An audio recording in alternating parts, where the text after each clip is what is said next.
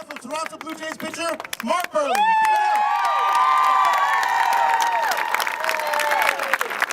Give it up. My name is Jamie Buehrle. My husband Mark Buehrle is currently a pitcher for the Toronto Blue Jays. And again, I am Jamie Buehrle. My husband Mark Buehrle is currently a pitcher for the Toronto Blue Jays. In the winter of 2010, I fell in love with a dog at my local animal care and control in St. Louis, Missouri. I had gone to transport a pregnant Pibble to safety, and after I left animal control, Hope Rescues, a local rescue near and dear to my heart, asked if anyone had really pulled my heartstrings, that they would try to make room for a few to be pulled from death row. We ended up rescuing 13 dogs of all breeds over that next week. Dogs was a blue brindle American Staffordshire Terrier mix in a cage way back in the corner where hardly anyone passed by. His cage card simply read, 1-year-old male picked up as a stray. He was scheduled to be euthanized the next morning. He just sat there quietly hoping to be noticed and be one of the lucky animals to be picked to make it out alive. I currently had 3 Buehrles in my home, and a 4th dog at that time was not ideal. So I chose to find solace in the fact that he was safe and that he had a great chance at a forever home. I did, however, choose his name Slater after his coloring. I visited him several times before I left for spring training that year and reluctantly said goodbye each time.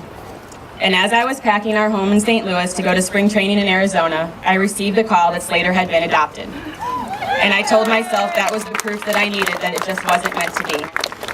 The powers above, however, had a different plan. The current 4-legged child in his adoptive home did not want to share the attention, and Slater became increasingly shy and fearful. The adoptive mom felt bad, but made the difficult decision to return him to Hope Rescues.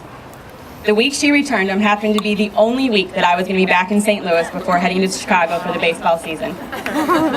Mark looked at me and he said, "I have never heard you talk about a dog like that. Just adopt him." On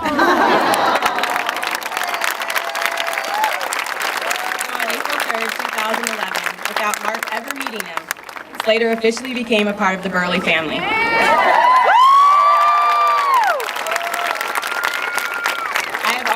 Discriminatory laws were wrong, but after adopting Slater, they became personal.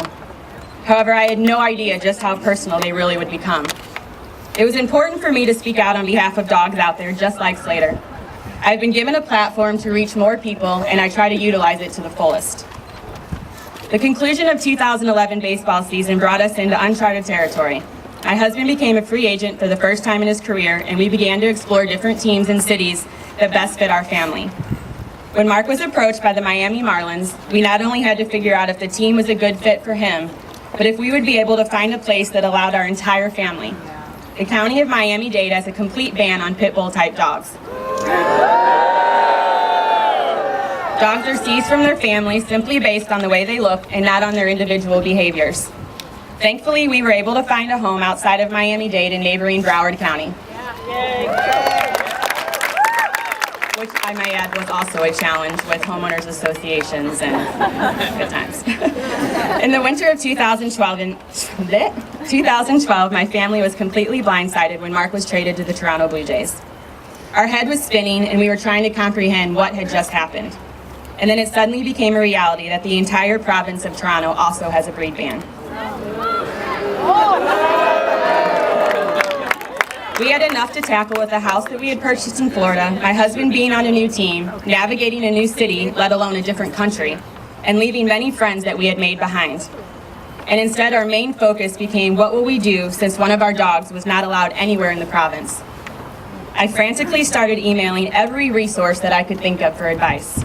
My husband contacted the Toronto Blue Jays for any help that they could offer as well. And all avenues came back to the same conclusion: we couldn't move together as a family.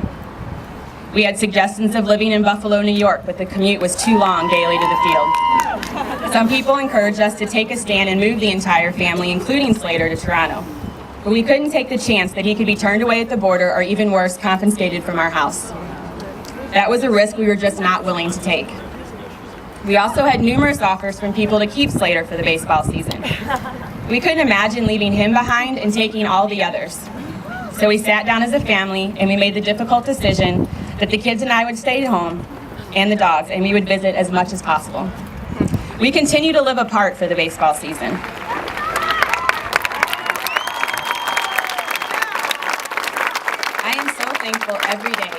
strong marriage and a strong family unit. But with that being said, it is very difficult on us living apart. My son cries each and every time we have to leave Mark and go back home. There are days that it does nothing but anger me because the only reason that we are going through this is simply because of the way one of my dogs looks. We have received our fair share of backlash from people saying that we are not responsible parents, that we are putting our dogs before our children. As a mom, that is the most devastating thing to hear, that people think you're not doing right by your kids, that someone would question my love or my dedication to my children. Mark and I believe we are teaching our kids compassion and that animals are a lifetime commitment, not a convenience. Money doesn't replace our family being together. At the end of the day, I am a mom trying to keep our family unit strong while we live apart. Breed-specific laws affect families just like mine every day. The responsible, law-abiding pet owners are forced to make tough, heart-wrenching decisions regarding their beloved pets.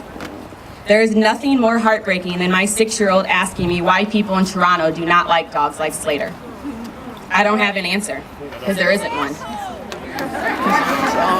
Slater is an amazing dog that has his Canine Good Citizen certification. He's passed the control test for his therapy.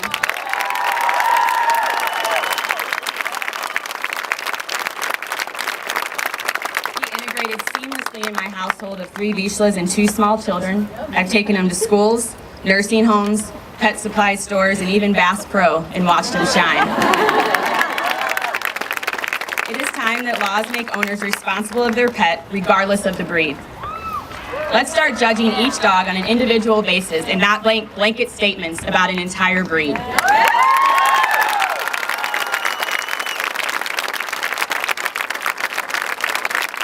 Pibble owners will always stand strong and will stand together, clearly. But we can't win this alone. We need animal lovers of all breeds to educate themselves, start talking about how these laws are nothing short of discrimination. And most importantly, let's stop making families make the choice that mine had to.